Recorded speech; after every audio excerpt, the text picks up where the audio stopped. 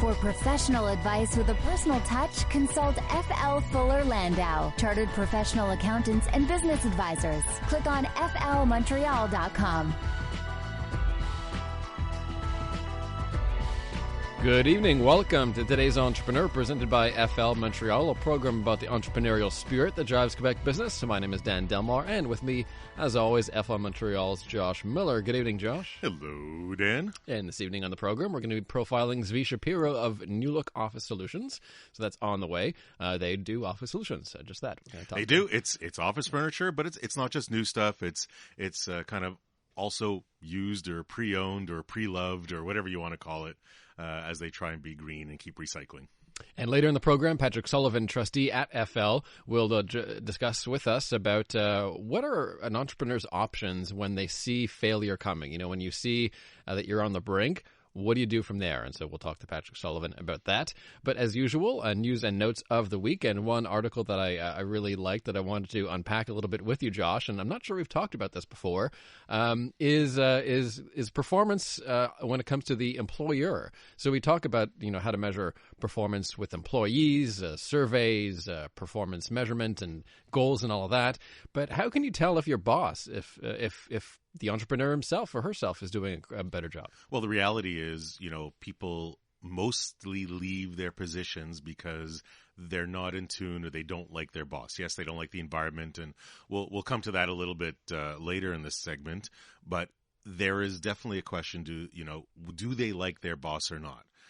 The reality is the predominance of people are really not always so motivated or inspired in their jobs, and it's their bosses that can really have a big impact on that. What is your main, as an owner, as an entrepreneur, as a manager, what should you be doing? What is your main drive? How do you keep your people? How do you keep your talent? How do you keep that business going?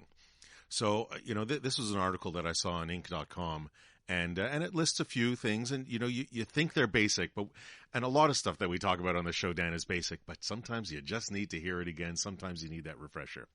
So, one of the things that they start with is, play to your employees' strengths. Find their strengths and let them run with it. Hopefully their strengths is also what your business strengths are. But if you have somebody that's not an outgoing person and doesn't necessarily have the gift of gab and can't necessarily chat it up or doesn't have as much charisma, well, don't put them in a sales role where they're just gonna shrivel up and die, and they're just not gonna love to do. But if they're really talented, it's analytics, it's behind the scenes or whatever, put them in there and let them thrive. How many companies don't really measure what they manage, or don't really manage what they measure, don't measure some of the analytics. Anyhow, so that's one of it. Give employee, no question, certainly with today's generations, they want input. They want to know what's going on. They want some autonomy. They want some input in the business. So will they always have great ideas and know how to run a business at a young age or not so much experience? Maybe not, but you don't know. Maybe some aspects and some brainstorming, and if they're involved and they're really passionate about the business, they might actually have a phenomenal idea or two. So it's things like that really could bring out the employees' best and help them want to stay.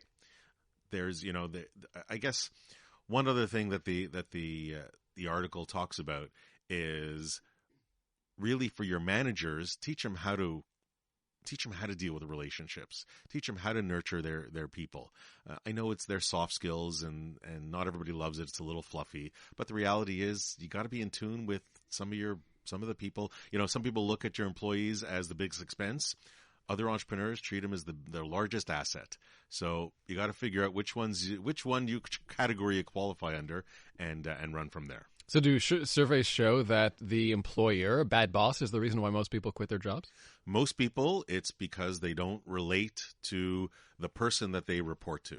Yes, there's also the environment that comes into play, but usually it's the manager. If you can't manage, if you can't rally, if you can't inspire your troops, then what are the chances that somebody's going to stay?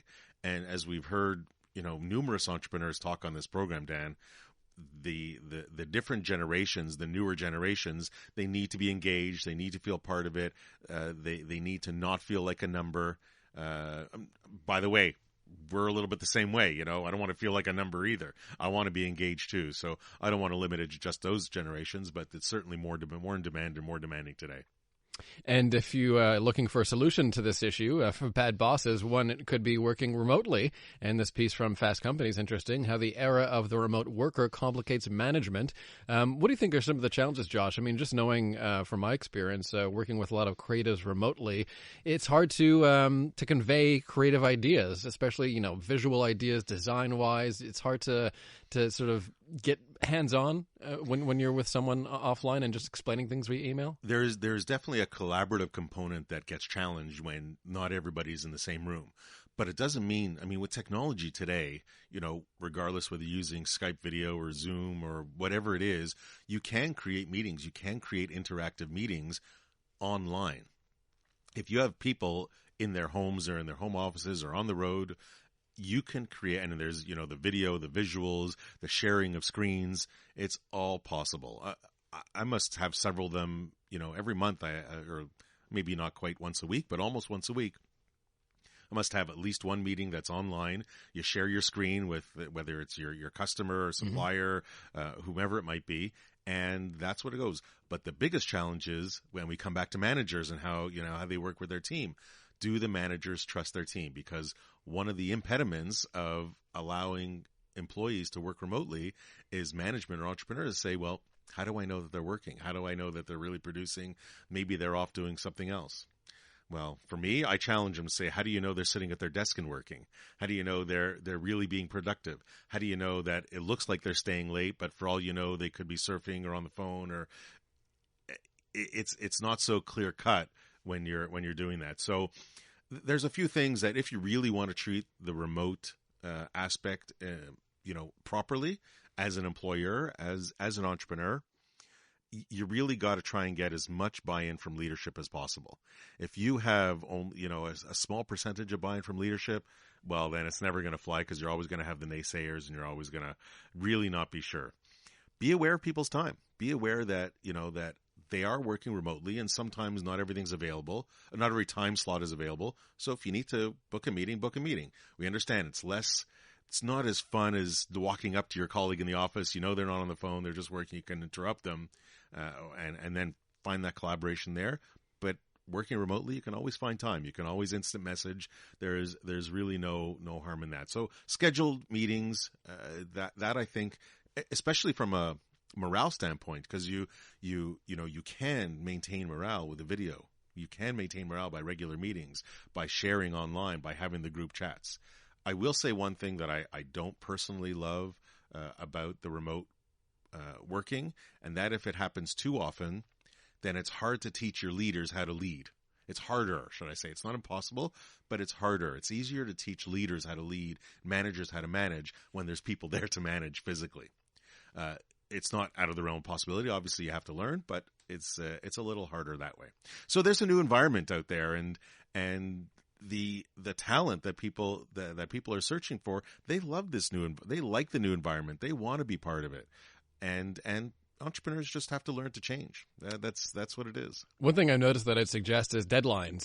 There could be a perception among some workers that if you're loose on coming to the office, maybe you're loose on the deadlines too, but you want to keep those deadlines rigid to make sure that, regardless of where anyone is. I mean, I have one employee who's in Dominican Republic, I think, right now working. Another's going to be working from Spain for the next month. It doesn't matter to me as long as you meet the deadlines. Absolutely. And, this article also talked about distance bias. And where, you don't want to necessarily favor somebody that's in the office just because somebody is working remotely. You want to really work with the right person. Anyhow, these new environments, the culture, the workplace is a huge topic. I know we spoke about on last week on the program, Dan. We're even involved in a workshop on February 21st called Tomorrow's Workplace Today, and that it's going to be held at JMSB school, so John Molson School of Business. If you want to check it out, tomorrowsworkplacetoday.ca, and it's really for next generation workplaces. It's really for leaders that want to, hopefully doing this will help attract and retain talent as well. All right, up next, our profile for this week, Zvi Shapiro of Nulook Office Solutions. And later in the show, we're going to talk about what happens when an entrepreneur knows he or she is heading towards failure. What do you do to plan? That with Patrick Sullivan later in the program. But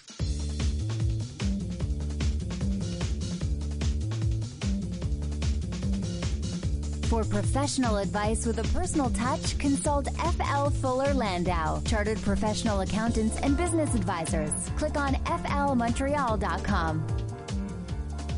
Welcome back. Inspiring stories from outstanding business people. Dan Delmar and FL Montreal's Josh Miller with you for today's Entrepreneur. And let's introduce our guest for this week. Zvi Shapiro is of Nulook Office Solutions. Welcome to CJD, Zvi. Well, welcome. Thank you for having me, bud. Thanks for joining us. And Josh, we have a 25-year veteran. Good to have someone who's been in the trenches. And the first question, as usual, is the easiest. Always easiest. And so people don't confuse Nulook, because that's something that definitely I'm sure will come into play as we talk about your business, is what is Nulook Office Solutions? Nulook Office Solutions is a contract office furniture dealer. What that means is that we work with architects, project managers, facility managers, and to complete projects, office furniture projects. Mostly for offices or for homes, for all different size projects? All different size projects. For a home office, we would do what would be more of a high-performance home office. Somebody coming out of the corporate world, wanting to go in, transfer a bedroom possibly over to an office, or we've done basements as well. But it's going to be more of an upgrade. It's not going to be your IKEA type of setup. Somebody that's looking for good performance and an image. For corporate, we work with all different companies and a lot with universities and private high schools, elementary schools. We've been building up a very big portfolio for that. Now, how long has Nulook been around? When did you start? I started the business in 2000 from a bedroom in my house. What were you do? Because Dan referred the fact that you've been in this business for 25 years, so you were in this field even before you started Nulook. Yes, Why the switch? What was that moment where you said, "I'm going to go out on my own"? Well, interesting, good question. I only ask good questions. Only good questions. I was working for a contract office furniture dealership for 7 years. I grew up in home furniture. My dad was a furniture designer. I was around fabrics and stuff, and I just enjoyed it. I just enjoyed that world. But I always wanted to have a piece of the pie. There was always I always had that drive to own something. And that caused me eventually I tried acquiring equity in that business that I was working for. It didn't work. And I decided to take a shot and go out on my own. I was telling Josh last week that I really love shopping for office furniture because we spend so much of our lives there, especially for desks and chairs, and we don't realize how important comfort is. Is that something that's sort of new, like the ergonomic wave, that we're trying to focus more on comfort in the office? It's finally starting to happen within the last, I'd say probably about the last 2 to 3 years, where people they're finally getting it. And I think it's all now really about employee retention.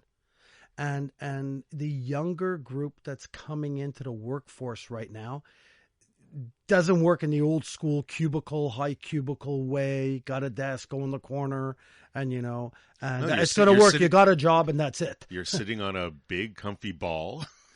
Yeah, and working. You're sitting on a ball. You're swinging from a chair. You're running on a treadmill. It's like whatever works to keep the employee happy. It's everything. But it's a lot more now about collaborative space, and people have finally see that you can't just spend $99 on a chair for an employee, and the person's sitting in the chair 200 days a year. You got to spend a couple of bucks more.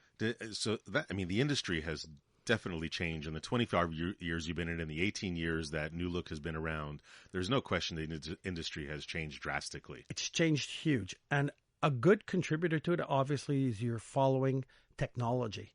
And where you had those big monitors way back when, where it was almost like a TV set sitting on your desk, you needed this big desk and sitting there. Now going to flat screens, you can work anywhere really because of Wi-Fi. Mm-hmm. So the whole office part, and I go to people saying, you know what, and I'm reading more and more articles about this. If you really want to see the latest trends, go to a university that just got revamped. See the way 21-year-olds, 20-year-olds, 22-year-olds are working and how they're going about it. It's not just in a cloud. You can work anywhere these days. They're working at Starbucks. They're working at Tim Hortons. You can work anywhere you want. And you got to create that. Let's transport yourself back 18 years. You said you started working out of the house. Mm-hmm. How long were you there until you got kicked out? I mean, until you chose to leave. I didn't choose to leave. My wife made me leave. But I started off from 100 square feet in the bedroom, like any entrepreneur, in the trenches, working, around the clock. I was fortunate. My kids were small. I got to see them versus when I was at the dealership, I got home. My wife's like a sergeant. Your kids are down at 7. Whether you're here or not, they will be sleeping. So you choose what you want to do. You're not waking them up. And when I got home and I got to work from at home, that was a great time in my life because they were waiting for me. I got to see them play a little bit, have a bite to eat, and then go back and grind. And I was doing everything. You wear all the hats. You literally do. Now, how many people are you today in your business? I think we're about 10 in-house. So you eventually, you grew, I don't know if you grew rapidly, like over the 18 years, you added a little bit along the way, or was it slow growth at the beginning, then a rapid growth? Like, how did you manage that? It was all baby steps. It was really, I was trying to run a business without overhead. Anybody could run a business with overhead. And I said, no, I'm going to do this without overhead. Overhead, like, okay, I didn't have to pay rent. So, year 1, I was in the bedroom. Year 2, I expanded our house and I moved to the garage. And I hired half an employee, my cousin Toby, that came to work for me. And she worked half time.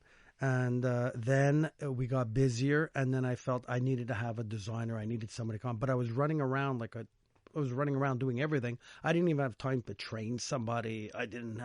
But I knew I needed somebody. Mm-hmm. And we had this young girl join us straight from design school, and she came on board and she started to self-teach herself on how to advance. And now we're 1.5 employees.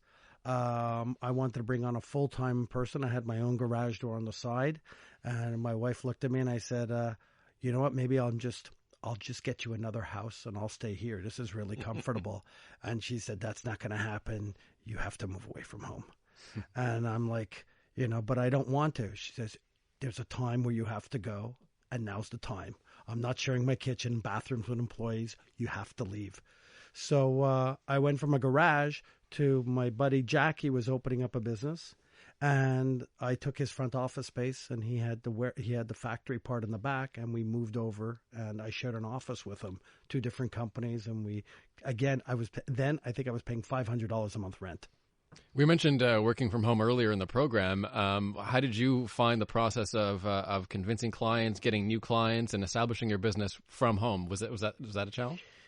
Well, I never met anybody at my house. I never brought a client to my house. I had to. I was doing a lot. I was selling quite a bit when I was at that dealership, and I had some very good accounts. I had an account like Air Transat, and I had accounts like I had Richter Usher Weinberg as accounts, and I had some very good accounts around, and I had to keep supplying them. So there was no need. My business is consult. We consult.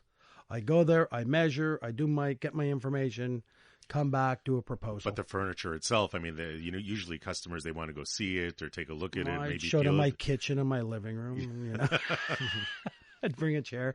No, I went to suppliers. I went to a supplier's showroom if need be. There were some showrooms around, and I was fortunate that the companies, because my sales volume was there, the manufacturers supported me.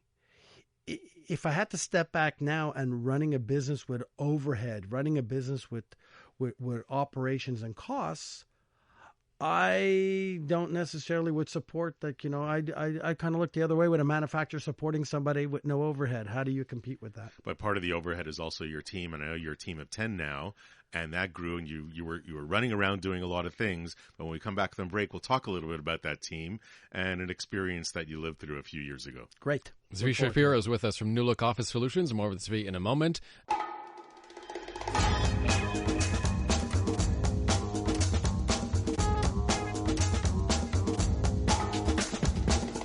For professional advice with a personal touch, consult FL Fuller Landau, Chartered Professional Accountants and Business Advisors. Click on flmontreal.com.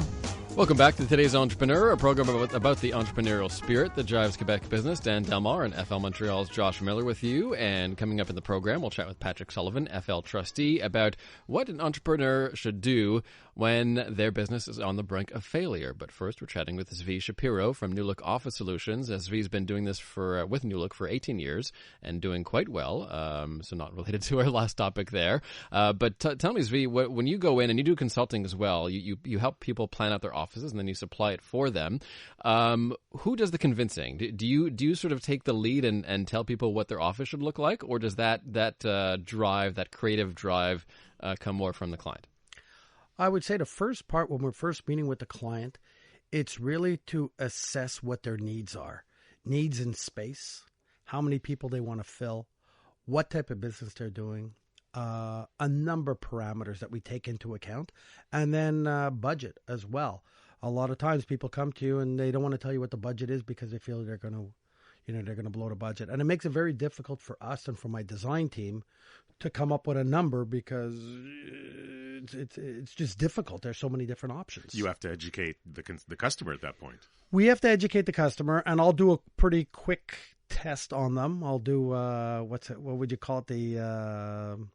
The what? Sorry, I don't know. A litmus test. We're going to do a budget test on them. So I'm going to look at them and I'm going to count how many people. And in my mind, I'm going to use a number of $2,500 a person. And you have 30 people, and it's going to come out to about $75,000, and maybe a little bit extra here and there. Conference rooms, cafeteria, and this and that. I look at them and I go, so we're looking at about $100,000. What do you think? And either I'm going to get a look like, hey, that's actually a pretty good number. Or, whoa, okay, 75, 50. Yeah, that sounds more reasonable. But then, so at least you're getting an answer. Exactly. You're getting to a point. Okay, 50. We got 50. Now we can go back and start working on there and know what level of furniture to work with. That's still going to meet performance. With us, it's got to perform. It has to perform. It has to last. That's our reputation at Nulook. I'm not interested in just a quick transaction and never see the customer again. So we come back to, it's not just you, it's your team around you. You come back to the designer that you were talking about before. How much of your team is actually focused on the client's space? Wow. We all are. Versus just buying furniture, versus just office administration. We all are. We're not a transaction-based business. We're a consulting-based business which ordered to your needs. It's not something used we keep in stock, or experienced furniture we keep in stock. If there's a need, people want performance, and they're looking to save money, we'll offer that product line, or we'll do a mix, what I call fusion, where we'll offer both new seating, maybe used furniture, and we'll do a mix and match on that. That still looks good. Now, I'd like you to share this story. I know we were talking off air, and you're speaking really highly of your team, but you did go through somebody that was working so hard for you, was so dedicated, but that wasn't necessarily best for the business in the end. Can you describe a little bit of that? Yeah, that was a very interesting time that I went through about almost 2 years ago, and this person started with me right from the beginning. Extremely passionate, like just eats it all up. He loved what they were doing completely, but also had a tendency to want to have control over everything. And you got to watch this as owning a business. You got to watch this because you fall possibly into a trap, because when someone says, "Hey, I'll do it. Hey, I'll do it. Hey, I'll do it," and you're having a meeting with other staff and they go, "No, I want to do it. No, I want to do it," and they're doing everything. And the one person is basically correct. The control freak that's taking control everything freak they had to do it their way because they were a perfectionist. But perfection is very expensive and takes a lot of time, and also things don't always get done. That was a problem. Quotes don't get out. Quotes don't go out as fast as they should get out. A lot of detail, and it starts taking a ramp on time, and it starts taking a toll on sales. How did you resolve the issue? Wow. Or did it resolve itself? It kind of resolved itself. I was very fortunate it resolved itself. But at first step, the person was resigning after many years with me, convinced them to stay on. The staff kind of went, "Whoa, what do you mean?" Like they were all ready for the exodus. And then another month went by and it still didn't work. And the person chose to leave and move on, and I accepted it at that point. But it was very, very hard for me because they were doing everything. What was the reaction of the rest of the team?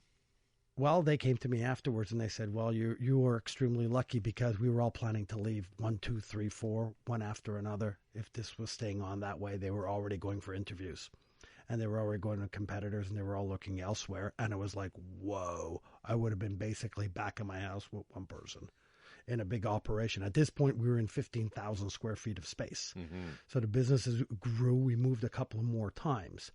In the last year and a half, and I've always described this, and entrepreneurs should really look at this point, very important, is that you're running a relay. There's different processes that you have to go through when you're running a relay. And you can't have one person run 75% of the relay and 3 people run the last 25%. It doesn't work that way. Maybe your fastest runners at the end, typically, but it's got to be shared. The pie's got to be shared, and it has to be balanced. And you never know who's holding you back at any given moment. No, exactly. There's so many more aspects I want to get to. We only have a few more minutes. So your quick thoughts, inventory management. You started from scratch in 2000. You've now built up. We didn't really talk about the side of the business that's used furniture or reconditioned or experienced furniture. Just like our experienced entrepreneur. Yeah. So we didn't really get to that. But inventory management, how did you learn that? What have you learned over the years for that? I'm still learning it. I'm trying to buy better. I get offered opportunities every day to buy stuff. My staff goes, when's enough? And there's always another deal. And then I had to learn that a couple of years ago, I bought Target's head office, which was like brand new furniture, 17 trailers of furniture. I had red chairs coming out of my ears. Everybody thought I was insane. 650 red chairs. What are you going to do with them? So thank God, sold every single one of them. And I'm learning. I was never a warehouse guy. And I've got guys in there, and I'm organizing a warehouse now and trying to get into the inventory management so my staff knows what we actually have rather than coming to me. That's a challenge right now that I'm working with. And if we switch to marketing, again, over the years, it's Nulook. It's, you've, other than the name itself that may have been confused over the years, but you're doing office solutions. 2 things that are confusing. One, the name Nulook and Nulook Eyewear, and getting people to pronounce my name properly. Did we do okay? Yeah, you guys did great. You guys did great, but that's 2 hardest things. Eyewear? No. And what's Zvi? So what worked for you from a marketing standpoint? I mean, you alluded earlier, traditional media, you were on radio, we were talking a little bit off air. What's worked for you, and what did you decide, hey, you know what, that's a waste of my time and money? I was always strong with networking. I was involved with BNI. I started a BNI chapter back in around 2000. BNI Business Network International. And we grew. We started off, we were 3 people.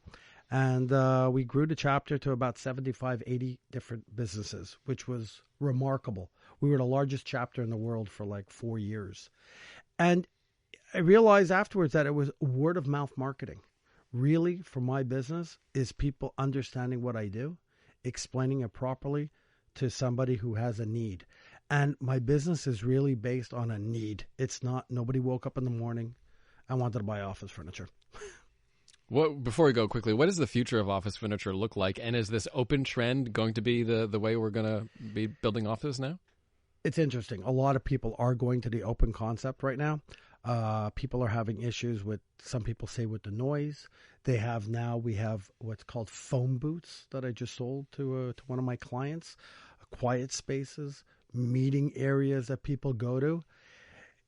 It's interesting. The more seasoned employees and executives are having a problem working in open space and losing their offices. And now the open space and the windows go to the employees. The offices and management come to the center, and they might get a window in their office. So now this whole thing of that big corner office, there's nothing about my space. It's our space. And that's what's happening in the marketplace right now. It's about our space. And the one thing, Dan, I'll add is there's a lot of arguments out there to say it doesn't help collaboration and it doesn't help productivity. But what it can help, and all the entrepreneurs that are looking at their dollars in their pockets, is the dollars that you spend per space, per employee, per space, that can drop as a result. It does. And the WeWorks of the world, people go in and you go see a WeWork and see what's going on over there. They go, no, I want my place to be like that. Yeah, and that's what we've done with our new showroom, and we've created that now in our new building. Interesting. All right, Zvi Shapiro of Nulook Office. So you're going to stick around. We're going to have your one piece of advice for today's entrepreneur in a few minutes. But next, we're chatting with Patrick Sullivan from FL. He's the trustee on what should an entrepreneur consider when their business is on the brink of failure. Some interesting advice there if things aren't going so well. So that is next. For professional advice with a personal touch, consult FL Fuller Landau, Chartered Professional Accountants and Business Advisors. Click on flmontreal.com. Welcome back. Inspiring stories from outstanding business people. Dan Delmar and FL Montreal's Josh Miller with you for today's entrepreneur. Zvi Shapiro is here from Nulook Office Solutions. We'll have his one piece of advice on the way for today's entrepreneur. But first, welcome back Patrick Sullivan, trustee at FL. How you doing, Patrick? Pretty good. Good to see you guys. Likewise. And so, Josh, when any business is on a brink of failure, the entrepreneur can't just give up. They have to try to look out for their employees, look out for their assets. Where do we take it from there if you know the end is near? Well, that's just it. Is you kind of have to take stock on what you have, and is it really the end? And is it really the end that you can turn it off and that's it, or is it really the end you turn it off and you still might have things that you're liable for? And Patrick, you live and breathe this every day, so. And it's a bit of a loaded question because there's so much that you can go through, but let's kind of take it a little bit at a time. Company is really close. I mean, they've been losing money. There's just no future, or maybe there's no future. What are some of the things that they need to watch out for? Just because they put a key in the door doesn't mean that's the end. Definitely not. I mean, when you put the key in the door, that's the very simple way of saying I'm closing down the shop. The first thing that an entrepreneur has to look at before he does put the key in the door, number one is where do I have potential liabilities, personal liabilities? People often don't realize that when they were signing up to get this new supplier that they, somewhere in the hidden print, they endorse that supplier. Obviously, leases often will require to be endorsed. So number one is to really look at where do I have potential liabilities. Corporate credit cards. Corporate credit cards. A lot of people don't realize. Are the same story again. Corporate credit cards don't exist anymore. There's a holder of a card, and it's the mailing address is the corporation. In the good old days, the banks were losing so much money because mostly American Express back in the 80s, where they had these corporate cards and the guys were racking up bills like unbelievable, and then failure came, and then the credit card issuer, Amex, would lose all that money as an unsecured creditor. Today, it's very different.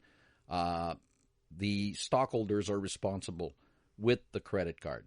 So obviously, if you have a credit card, it's written the corporation on it, but you're still liable personally. Banks obviously will ask for personal guarantees to a certain degree. So it's a whole question of really looking at what are my potential liabilities. Often before a failure arises, unfortunately, entrepreneurs will sort of fund themselves with the government. GST, QST, arrears come very quickly. So they will use that up, but little do they know that if there's no money in the corporation for the governments to get paid, they do and they will go after directors and shareholders to get their due. And deductions at source, or they don't pay deductions DAS, at source? It's the same story. The governments are seeking alternatives. If they can't get it out of the corporation or the bankruptcy of the corporation, they go after directors. And if often the paperwork isn't up to date, so it gets even worse because they'll give random assessments. So the numbers will be skyrocketing. What if, when you're going down that road, is there anything the government will do to give you a little bit more time, perhaps, to repay those debts, or are they going to be just as severe as if you were still in operation? They will. There's always room for discussions, but eventually, the capital portion normally has to get paid. They will negotiate sometimes on the interest factor and the penalty factor. but they will require some kind of a guarantee that they will at some point get paid. And from my experience as well, it's, you know, and if you're still in business and you want to try and save your business, you can make a deal with them, but, you know, make your deal and keep your payments going, but then you have to stay current. You can't fall behind again, because that's another no-no. That's a no-no. And normally when you do make a deal with them for the corporation, they will require your personal signature. So they really have you hooked on solid at that point. They don't even need to go through the motions of going after directors. They ask you to personally sign. Now, let's look at it a little differently in our last little moment. There's a company that's about to go, but maybe there are things they can do to help turn themselves around. I think the number one thing you have to look at, do we still have a business? Number two, do we still have a lender that, you know, we can work with? Because sometimes there's other means through either the Bankruptcy Act or CCAA where you'll make a proposal to your creditors. Is there a potential partner that will invest? So there's a whole number of ways to keep going, provided, number one, that you still have a business. If there's no business or no potential business, anything's going to fail. No question about it. Thanks very much, Patrick. I know it's not a fun topic, but it is reality. And Zvi, you might have benefited a little from bankruptcies and picking up some of that inventory that we were talking about. Definitely, we've management. had that a couple of times. I'm sure. And as we approach the last moment of our show, as we do each week, we'll turn to our guest, Zvi Shapiro, Nulook Office Solutions, and ask you, Zvi, what would be your one piece of advice for today's entrepreneur? Based on what I just heard from Patrick, I'd say talk to a trustee before you start a business, before you sign any documents. Wow, I learned a lot just in a couple of, I'm shaking my head over here. What would I say? A couple of things. One would be make sure you have enough money put away when you're starting up a business. I'd say most businesses probably fail early, not because it's a bad business, because they didn't expect that they needed that much money. You need a 9-month supply to a year's supply of funds when you're starting up. And don't give up. Keep going at it. Just keep grinding and grinding. And there's always something good that comes out of hard work. If it doesn't happen this time, try again. I have. Excellent. Thanks very much, Zvi. Dan, my takeaway, and, kind of shivers run through my spine when you talk about that employee story. You're an entrepreneur. Take a hold of your business. If something's not working, watch it, monitor it, ask questions. Don't let, it's great to empower your people, but don't let them run 100% of everything. Correct. Yes. All right. Zvi Shapiro, Nulook Office Solutions. That's Nulook Office Solutions. Thanks so much for stopping by tonight. Thank you very much for having me. Thanks as well to Patrick O'Sullivan from FL on that very important question. And don't forget all the episodes, plus today's at flmontreal.com at the community section. Next week on the show, Josh, a special edition. We're going to be speaking to B-Lab Canada. A bit of a social responsibility theme to next week's show. Absolutely. Let's talk about B Corps and B Lab. All right. That's next Monday at 7 on Today's Entrepreneur. Good night.